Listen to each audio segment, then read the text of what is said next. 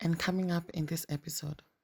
You're coming, it's good for you to look for a course which doesn't have numerous clauses, just a simple course for you to have your visa. But the course has to be related with your GCE. It's not like you had a science GCE. I have GCE in science. I didn't do the arts part, but I did science. And then you're looking maybe for a course in university in arts. It's it doesn't match. It's true. So and actually on this point, we've had situations whereby guys are actually denied visas at the German embassy based on what you previously studied and what you're going to study. They would ask you, what is the connection here? You know, they'll be like, okay, what is your plan? So you have to be very intentional with the path that you're taking. It's okay to always switch, but don't do a dramatic switch, just something related. For example, your channel is really instructive because so many people will sit and you just see maybe they'll have information about how Europe is difficult, about how Europe is not easy to get a visa, it's not easy. They're just seeing the bad side. But with your channel, you're giving them this other view to see, okay, it's difficult, but these are the ways where you can. Guys are actually doing great here. I like to be educated, but I'm so frustrated. Hello to my loneliness. I guess that ignorance is bliss. Take me back to before the new. Rewind, take it out of cue. Innocence can be a young man's game. Signed up for the hall of shame. I wish I knew how much I miss not knowing that we're all screwed when we play our roles and ignore the problem. Hello everyone and welcome back to another episode of the Bio Podcast. I am your host Becky Onyango and today we have a very special guest and this is Alexandra, all the way from Cameroon. And she's just going to share her journey of coming from Cameroon to Germany, settling here, and basically what's her experience and what kind of opportunities she's been able to come across, and hopefully we can learn one or two things. So thank you so much for joining us, Alex. Thank you for the invitation. So I'll start by saying my English is not that fluent. I'll try and speak so as much as you people can understand what I'm saying. You're multilingual. By the way, she's multilingual. She can speak French, English, German. I mean, I can try. So as she said, I'm from Cameroon. My name is Alexandra Chomba. So please tell us a little bit about your background. So where you come from, and how your formative years were when you were a child. Like, what did you always want to do in life and all that? Okay, so I'm from Cameroon, as it was said, and I'm from the western part of Cameroon. I grew up in a family of 5 kids where I was the elder kid, and as I was always a kid, my dream was to become a medical doctor. So as I was in Cameroon, my studies were being focused on the dream of becoming a medical doctor. So I was trying my best at school to have good grades and everything. And I had my GCE, that's how it's called in Kenya, I think as well, GCE, my GCE, and then my parents decided to send me to Germany. Okay. So you came to pursue your bachelor's degree immediately after GCE level? Yes. Okay. Yes, I came in Germany for a bachelor degrees because I had my GCE. I went to university, but it was only a part-time university because I was also doing my German classes to learn German language so that I could come in Germany and study what I've always dreamt of. So so let's just do a little bit of our background. When you're still enrolled in school, how did you decide to come to Germany? I mean, there are so many other Western countries that you could have decided to go to. Was there a particular reason, or maybe did you have family before here? Why specifically Germany? Okay, so actually that's a good question because at the beginning it wasn't Germany. It was Italy because I have an aunt. My auntie was in Italy as well. So she being in Italy, she saw the conditions there in Italy. She said, no, Italy is not a better place. Like there are so many other countries which will be better in your educations on everything. Because Italy, yes, you can have better education, but it's going to be difficult for you as a student to have like part-time jobs to yeah. fulfill your needs at the end of the month. So Germany is also a place where I have cousins here, and I had like relative, not blood related, but people we knew. So my aunt started getting in contact with the people here, so they gave her informations and everything. So she gave us notice, and also she gave notice to my parents so that I should start learning my German classes, German language, because Germany would be a better country to Italy, as Italy. So you started learning like from the A1 level? Yes, from A1. Cameroon. I did from A1 to B2 in Cameroon. Yes. Wow. Yes, I had my. And how long did that take you? 1 year in approximately 1 year. Okay. Yes, I did from A1 to Certificat Deutsch. I had my Certificat Deutsch, that was B1, and then B2. Almost by ending B2, I got my visa, so I traveled. Nice. So this is a really, so guys, this is a perfect way of coming to Germany. If you can get a way to learn the language before landing here, things would be automatically easy. Even for Alexandra, she's super fluent, like at the native level. So definitely now I understand the background, like the fact that you are able to start learning German in Cameroon, that was a big help for you. Yeah. So after learning up to B2, then you decided to, which course did you apply for? Okay, so when you are coming, you don't have to apply for the courses which are like, they call it here numerus clausus. These are courses where they are criteria. Do they say criteria? Yeah, the numerous clauses. Yes, the criteria are like they're really selective. Yeah. So when you're coming, it's good for you to look for a course which doesn't have numerous clauses. Just a simple course for you to have your visa. But the course has to be related with your GCE. It's not like you had a science GCE. I have GCE in science. I didn't do the arts part, but I did science. And then you're looking maybe for a course in university arts. In arts. It's it doesn't match. It's true. So and actually on this point, we've had situations whereby guys are actually denied visas at the German embassy based on what you previously studied and what you're going to study. They would ask you, what is the connection here? You know, they'll be like, okay, what is your plan? So you have to be very intentional with the path that you're taking. It's okay to always switch, but don't do a dramatic switch, just something related. So this was a good move on your end. You had from an early age decided you want something health related course, and then your GCE was based on science. You learned your German language to B2. And then when you're looking for the courses, you look for a course that the numerous clause is not that mandatory. So for example, I wouldn't, when I was living in Cameroon, I wouldn't have looked for a course like medicine. Medicine. Because the numerous clauses is there, like it's complicated. So I looked for, my course was biology, because I had a very good grade in biology, and I looked for a course in university, so this pure biology, which I was supposed to come and study here. So the thing is, biology didn't have a high numerous clauses, so it was a little easy to get an admission. So I had my admission, and then I came. For me, it was really easy to get the visa because I had the German level, which was required. And then you had to. It was needed for you to have an account with money. It's called blocked account. But at that time I did what Verpflichtungserklärung. I don't know this. So somebody signs up for you and says they will support you financially. That's what they did for me. I had because you had relatives here already. I had somebody I knew here who could do that for me. So he signed this paper. That means I didn't need to put a block account again. So I came here.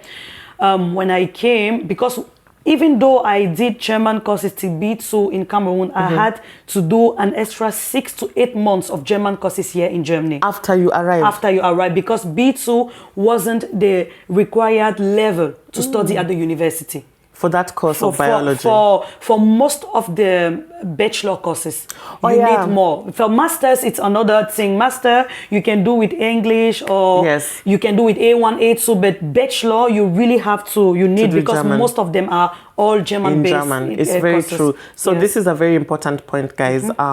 Most of the time for bachelor courses, you need some German level, like up to B1, B2. sometimes even C1, depending on how complex it is, because most bachelors are taught in German. But masters, masters, PhD level above English. So most of us, when we came here for masters, we were doing it in English, so we didn't have to, learn German. But for this was an advantage in your end. Yes. So you had to learn everything in German when you're enrolled for your bachelor course. Yes, my bachelor course was everything in German. So, and it was the German language, the German level required was DSH. I don't know if you know that. That's Deutsch Sprach irgendwas. Also, that was it's a German level which gives you the opportunity to study anything you want in Germany. That's it's like the highest. It's like compared to C2. C2, Yes, that's DSA here. Wow. So when I came, I had to do extra 6 to 8 months to obtain this DSA, even though I had till B2. But it wasn't that difficult because I wasn't learning the basics. It's not like I was starting everything from scratch, but I was obliged to have this level so I could study what I wanted.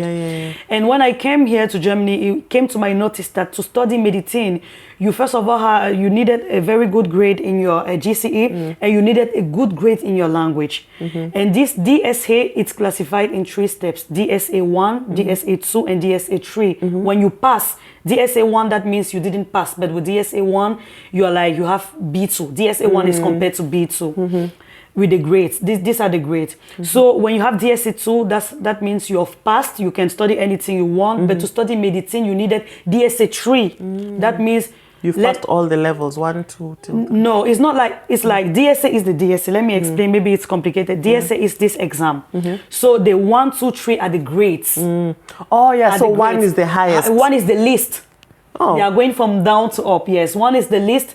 So with DSA, in the university, 1 is like the best. That's it. But with this DSA, DSA 1 was the least. DSA 2 was the middle one. That means you have passed. And DSA 3, that means you were perfect. So on a scale of 100 points, to have DSA 3, you would have passed like 80, 85. Or 85 on 100 points to have this DSA 3. So even when I was learning for my German courses, I was learning with much more interest so I could have this DSA 3 because I really wanted to study medicine. So as I said, I did like 6 to 8 months, and by God's grace, I had the DSA and the DSA 3. I passed with perfect grades in the German language. Good job on that. Thank you. Because guys, learning German language is not easy. So that's really commendable. Really so that's when everything started for me.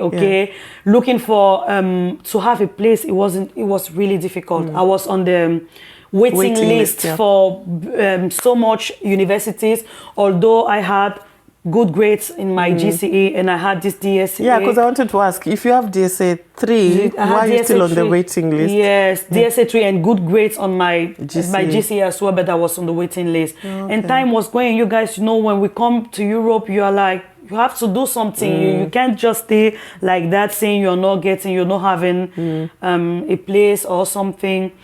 So that's why I decided then to study Pflegemanagement because it was for me like a bridge. It was Pflegemanagement, for those who don't know, that is, can you explain? Pflegemanagement is like, you're in the nursing industry. Nursing industry. Also, but now at the management level, so which means you are at the management administrative level. So you get to take care of the administrative stuff, right? Genau. That's what I decided to do, and it was a dual studium. That means you were dual study. Dual study. So you're studying Pflege plus management at the same time. At the same time, you were doing your bachelor and your Pflege at the same time. It's Pflegemanagement, but it's a dual studium. That means you are doing a formation. Do they say formation? You're forming yourself. What do they say? Foundation. No, not foundation. You're doing Ausbildung. Or what? Apprenticeship. You are doing your apprenticeship with like a hospital, and at the same time you are at the university. School. You see it together.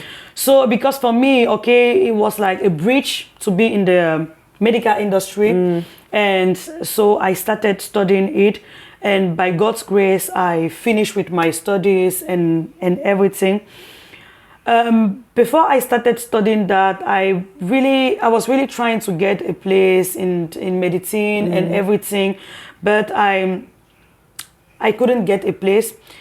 If only it was this private school where you were supposed to pay the fees like 20,000 euros per year, per semester, that wasn't possible for me at all. Yeah, because one thing I know about medicine, and actually in one of the previous episodes we talked to one of my very good friends who is a doctor, and he came here to study the language, and then he had to do student college. Yeah. I don't know, did you have that option at some point? No, we don't have student college. We don't have this. Okay, so yeah, he had to do the student college, and then some entrance exams. Then I think he got for the numerous clause, I think he got like 1.1, and that's how he was able to be admitted into medicine. I got for those with the numerous clauses, I got 2.0. Okay. Those were my grades with the numerous clauses. Maybe that's why, because they were really taking those people with 1.1, 1.5, but I was at 2. Maybe that's why. But 2 is also really good. It's really good, but for medicine, it wasn't enough at the time. Yeah, because one thing I'm also aware of, like even Germans themselves who really want to study medicine. It's complicated. It's complicated. They have to go actually to other countries schools, like Hungary or Romania to go and study medicine, and then maybe come back here. So yeah, it's a bit complicated to get into medicine school here in Germany, right? Okay, so you decided to go for this other option for Pflege management, and then you are doing dual studium. Yeah. And then after that, for how long was the duration of the study? Of the study, Pflege management was 4.5 years. Yes, because it was a dual studium. The first 3 years, you're most of part-time at the university, part-time at the hospital where you are doing your practicals and everything. And the last 1.5 year is full-time studies at the university only. That's why it was taking a little longer as a normal bachelor course, 4.5 years. And at the end of it, you end up with 2 certificates. You end up with your bachelor, and you end up with a certificate as a nurse. I can work as a nurse, basic, and I can work in the management level. That's perfect. That was the good thing about it, because you could manage both of them at the same time, and then still get at a good point. Yeah. I can put it like that, yes. Okay, and during this time when you're studying, at that time you were based in Nuremberg. I was based in Nuremberg, yes. So which university was this? Evangelische Hochschule Nuremberg. And I also have to say, I was part of the last course. This is no more possible to do this dual studium. Oh, really? Yes, it's Why not more is possible. that? Because they've changed. Yeah. Now you can only study nurse at the university full, complete, normal dual, or you study this Pflege management only, or you go and do your nurse apprenticeship only. They are no more mixing with the university. But why is that? I really do not know the or maybe because it was hectic. Yes, because I can it was imagine, difficult. Yeah. Maybe. Yes, because I was part of the really last group. Last group, yes. Okay, it makes sense, because I can imagine how hectic it is. Yes, it is. Because during the dual studies, but you see, at the end of the day, you've graduated with a really good experience, because now you have extensive experience. That's the point. Yes, because the fact that you are constantly doing practice at the hospital, and then you are also in the university to get the theoretical. The theoretic part of it. Yeah. Then when at the end of the day, you have more experience as somebody who just went at the theoretical part, so you have like both of them. So you see, you're very marketable at this point, because first of all, you are multilingual. You can speak French, you can speak German, you can speak English, and then you've done a course which is very marketable in German right now. There are a lot of people who are looking for Ausbildung, or that apprenticeship opportunities in nursing, to come to Germany and do it, because Germany is looking for workers at the moment, and in the nursing area, they're looking for a lot of people. So you're at the perfect position. And then on top of that, you're at the management level. Oh my God, that's a high five for you. Thank you. Good job on that.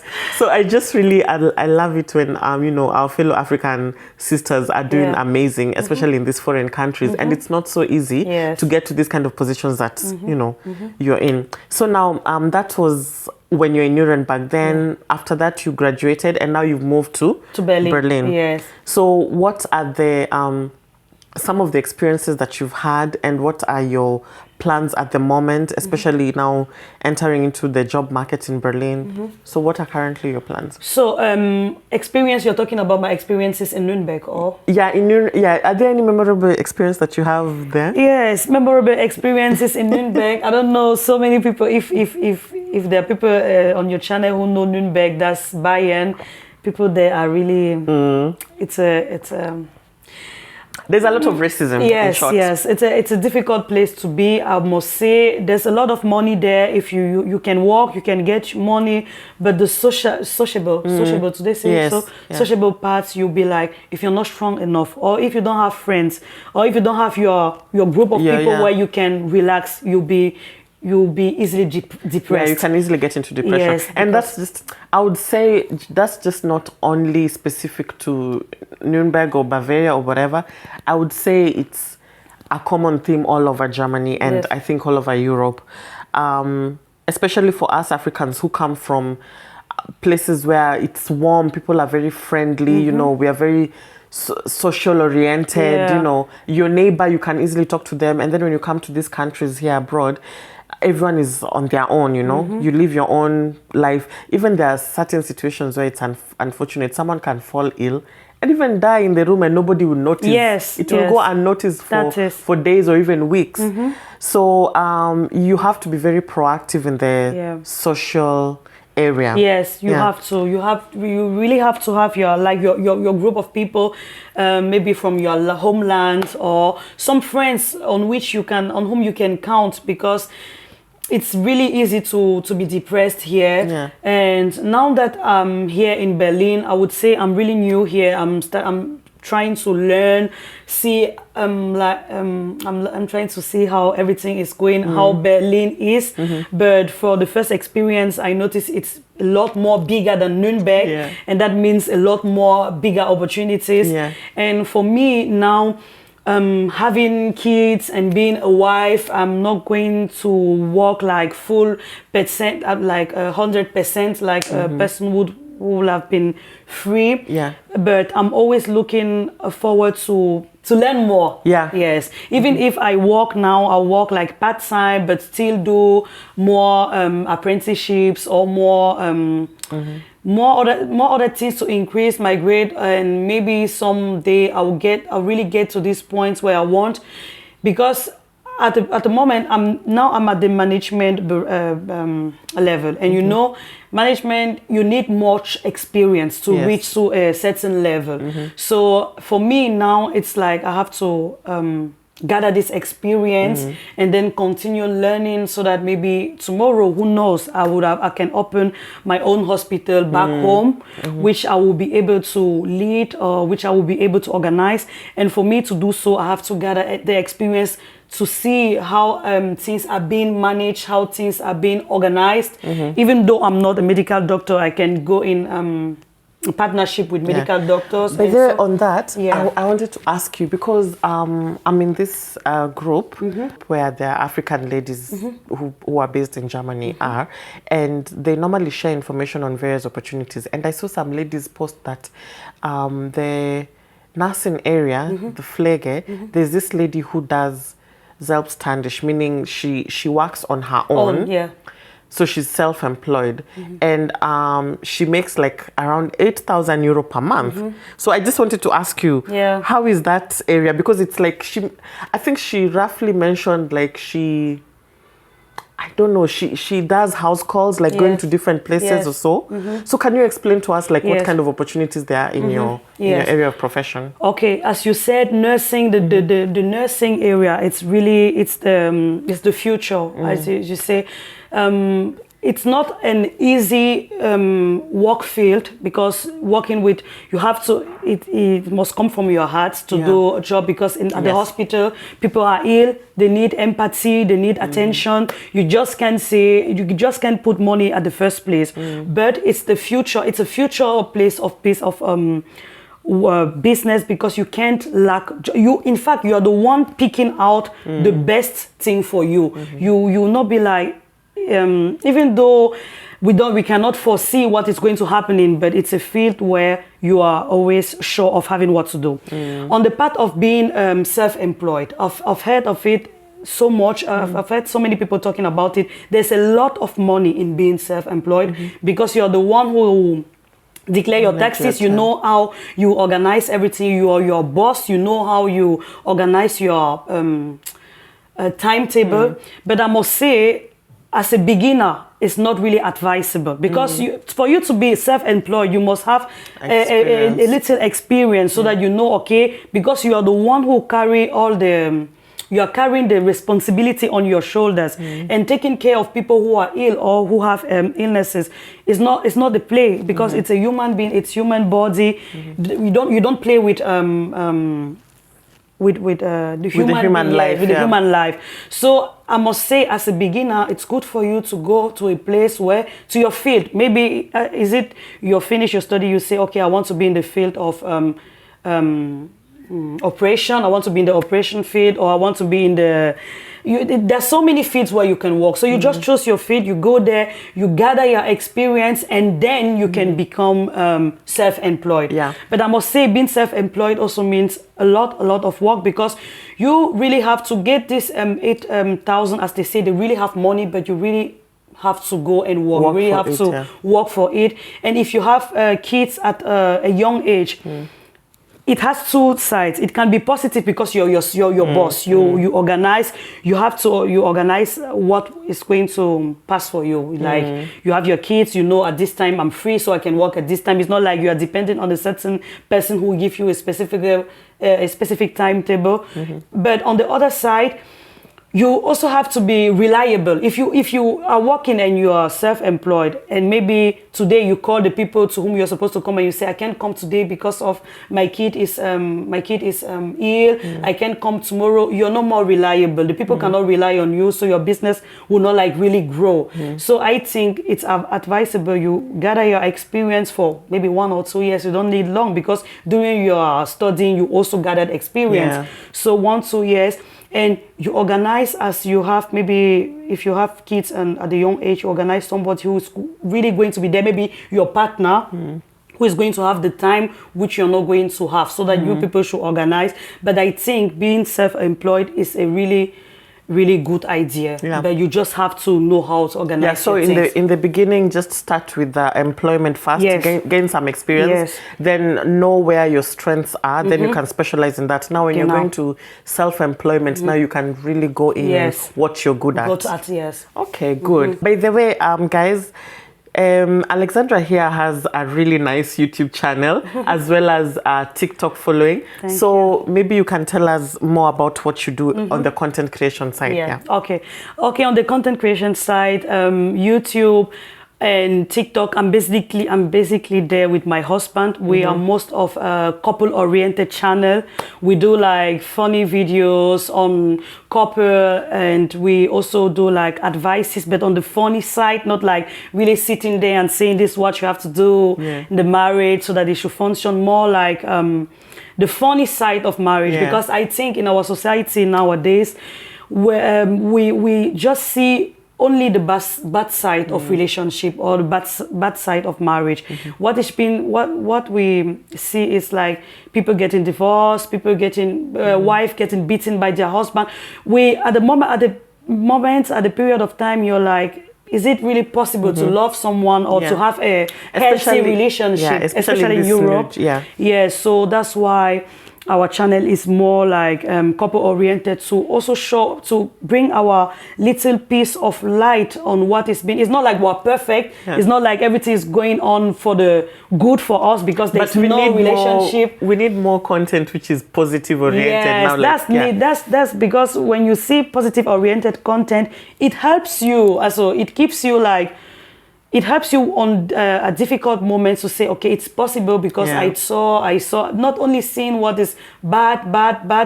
For example, your channel is really instructive, because so many people will sit and you just see, maybe they'll have information about how Europe is difficult, about how Europe is not easy to get a visa, it's not easy. They're just seeing the bad side. But with your channel, you're giving them this other side, view, yeah. other view to see, okay, it's difficult, but these are the ways where you can. Guys are actually doing great here, Yes. you know. People, you just have to be very consistent and don't give up because you don't have any other choice. You just have to keep going because at the end of the day, God has already given you the opportunity to come be here. Yes. So you have to make the most out of it. That's it. There are a lot of challenges that you will come across, but those are things that if you look back, once you've overcome the challenges, they are just things to make you stronger and a bit smarter. So when those kind of issues come across again, you're already smart, you know how to navigate it and go through it. That's it. Yeah, so yeah, any other, you know, any advice you'd like to give our young audience out here? Okay, so you've just given a very important point. It's an opportunity to come to Europe, despite the fact that Europe is not like paradise as what we think in Africa, or it's not like the El Dorado as we say in French, but it's an opportunity to come here because the opportunity we have been in Europe is not the same opportunity our fellow mates have been in Africa. For example, in Africa, you really have to be strong. You really have to put in so much effort, and much of the time your efforts are not even considered. They're not even like you put in effort, but you don't even see the result. Yeah. But if you have gotten the opportunity, if your parents have given you the opportunity to come here, make the most of it, and then you're how do they say? You're the people with who you work, the people your surrounders. They're very, very important because they determine how your future is going to be. Absolutely. If your surrounders are people who give up very early, you are always going to give up very early. Absolutely. If you are surrounded by people who are like they're active, they're trying, they're always trying in making their way through.